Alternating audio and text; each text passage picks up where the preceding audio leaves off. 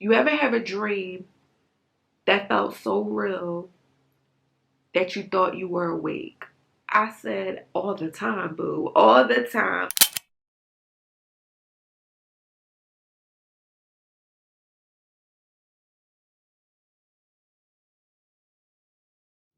Hey everyone, thank you so much for tuning in. Okay, you're watching Watch This, where I discuss television, film reviews, and also screenwriting tips for beginning writers. So I'm just gonna jump right in. I recently had the opportunity to go to an early screening of the film We Grow Now, written and directed by Manal Bang, and I just want to talk about it. I gotta get into it. I know I'm in like a different area in my place, but I have my easel up and it's kind of in front of my bookcase, and I want to start painting again, so I didn't feel like moving it, so we just gonna be over here.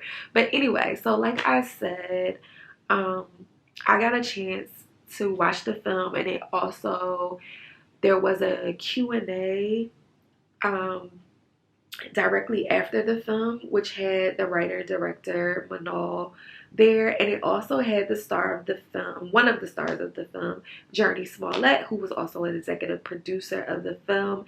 And I just want to like really briefly talk about this. So initially, when I saw the teaser, I didn't really know what the film was like fully until I was kind of skeptical. I'm not gonna lie, because you could see, I instantly knew like these were kids, beautiful black children playing in a courtyard.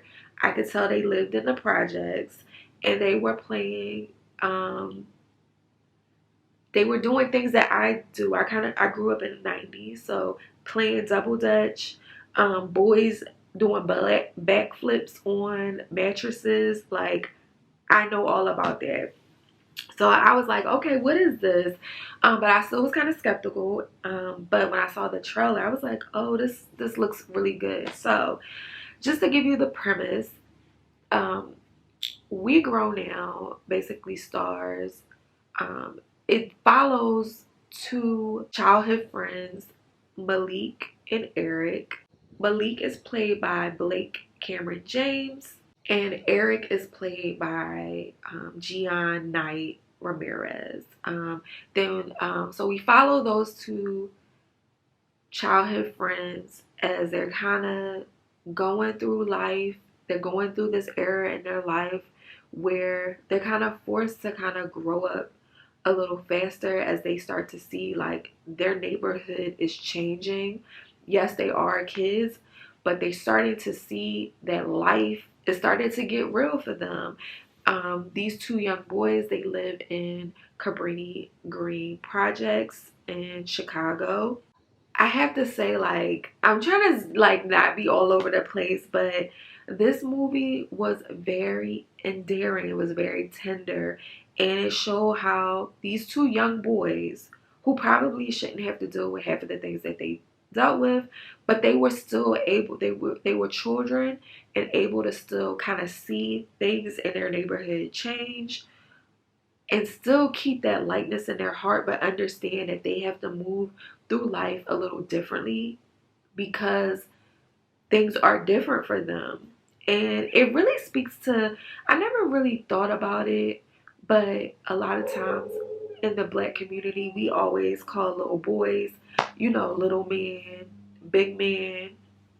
Um, we always refer to them as that. And I think that in itself, it just shows that it I don't want to say it puts the pressure, but it puts the title for boys to grow up a bit quicker, and girls to grow up a bit quicker. We saw in the film how um, Eric's sister Amber, she was in college, but she's also carrying a role as a big sister, but a kind of like motherly figure for Eric, and that's something that she's kind of forced to do early on, because of it's kind of not really fully explained, but I believe the passing of Eric's mother, that that caused her to kind of have to step up and be a motherly figure for her father and Eric's father as a single father to help him out, who is played by Lil Rel Howery. His character name is Jason. But just oh my god, the writer director Manol, she talked about how she's from Chicago, and she initially saw that the city started to change when she went back after the passing of her father, and she noticed a difference. And even though she is not Black American, she did not grow up in the Chicago Housing Authority or Cabrini Green. She felt that it was important to showcase a certain light. Like she would, when she started to do interviews with different people from this neighborhood, she started to see a different perspective of Cabrini Green and, you know, CHA, because it's not often told. And I will even say, like, I just growing up, like hearing about Yummy, I don't know if you guys have ever heard the story about Yummy, but he was a little boy who he was raised by his grandmother, and he fell into the wrong crowd. Of course, Chicago is very heavily gang affiliated. So a lot of times, just for protection, young boys and girls will join a gang. And it's just not, it, it really speaks to like the systematic social economic status of our society. But yeah, Yummy, he I saw that as a kid. Like I was in the 90s. I think I was might have been like a year younger than Yummy, or I was around probably a little younger than Yummy. But anyway, I remember Tupac in his interview when he was in prison. He had a picture of Yummy, and I'll try to insert a clip of it if I can. But he had a picture of Yummy, and I remember knowing about this boy's death, that he was an innocent child, but he fell into the wrong path, and he started to do the crimes and things that the gang wanted him to do, but he started to make the block hot. Like he was drawing too much um, news attention to the gang, and they decided that he had to go. And instead of letting him go, they actually unalived him. And it was just it's very sad, but sometimes that is people's reality in certain neighborhoods. But if I'm seeing just this, I'm thinking, yes, this is what Chicago was about. And I know that's one of the reasons why Lena Waithe decided to do The Chi, because she wanted to shed a different light on Chicago. And I believe also this film does a great job of showcasing different things about Chicago and about Cabrini Green, but also showcasing that there were just ordinary people that just wanted to live and provide a great environment for their family. And we just saw the calm before the storm. We saw how this community was, you know, just living their life, trying to make the best out of what they could as their neighborhood started to change. And I really appreciate just the cinematography of it. It's very beautifully shot. The characters just full of life and love, and just like the one of the characters that I love, she didn't have a bunch of scenes. I mean, she was in the film, but the grandmother, played by S. Epantha Murkison. If you don't know, I hope I'm saying her name right. Yes.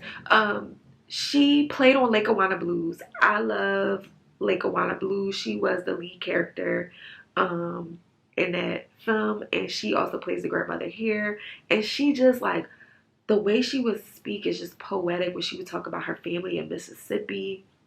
The oh my goodness, Dolores, played by Journey Smollett, just gave a really riveting just performance. Like there were moments where I can just see just the agony on her face, you know, when, you know, kids, they don't know any better. But if their kids talking about, oh, this is the third time we eating the same thing this week, and she's wanting to provide for her family, and she talks about it was so much easier when I did not know how much everybody else made. And now that I know, because I forget exactly what she did for a living, but she was able to see different people's contracts and paychecks, and it's just like she worked so hard. And yeah, and just even her going through having to grow so that her kids can grow. And Eric, oh my goodness, he gave a great performance. Gian Knight Ramirez. Just the dynamic between these two little boys. You would think they actually did grow up together. It was just so sweet. And Manal even talked about how she did not give them the full script. She didn't say like, hey, here's the script, read. She would give it to them in session. So she would give one part of the script to them. And she said, I did not tell them the ending. So they went through the ending. She's like, they started to put two and two together, but they went through the ending in real time. So the reason why we're able to feel that impact from the ending is because they actually was really going through this. So it was just a really great story. I thought it was very beautifully done. And I know a lot of times, like, oftentimes we do want to tell our own story. I do know Manal is of a different ethnic background, but she did a really great job on this film. And I hope it does leave room to allow more stories to be told, and also for us to be able to tell stories like this, and for us to be able to tell our stories. But overall, I have to say, I'm going to give this is an indie film, so it is a slow burn in the beginning, but it comes together very poetically. It's very tender. It just made my heart melt. We was crying in the theater, girl. Like, it was just so emotional. It was funny. There were funny moments just seeing these little boys crush over women. They were crushing over women, talking about some, I'm in love with her. Like, boy, what are you talking about? Crushing over women, telling jokes, you know, jumping, and then also thinking about what they wanted, their purpose in life, and like their goals or what they wanted to do. And one quote stuck out the most was, you ever have a dream that felt so real that you thought you were awake? I said, all the time, boo, all the time. But it was just just to see little boys fantasizing over their future, and even sometimes being discouraged by their future, just not quite knowing how things are going to pan out. Like, it was a breath of fresh air to watch. But yeah, so I highly recommend checking out We Grown Now. It airs in LA, Chicago, and New York. April 18th. I know it says April 19th on different outlets, but I was looking up in different theaters, and it's actually April 18th, and then nationwide May 10th. So I highly recommend checking it out. It was really good. I hope I didn't give any spoilers, but when you initially see like the premise of this story and how these two boys are growing, they're growing up fast. It really just it sheds light on our society, but it sheds light on how more stories like these need to be told. But that's it. Let me know if you plan on seeing the film. Yeah, thank you so much for tuning in. Please like, comment, and subscribe. I will catch you on the next one. Peace.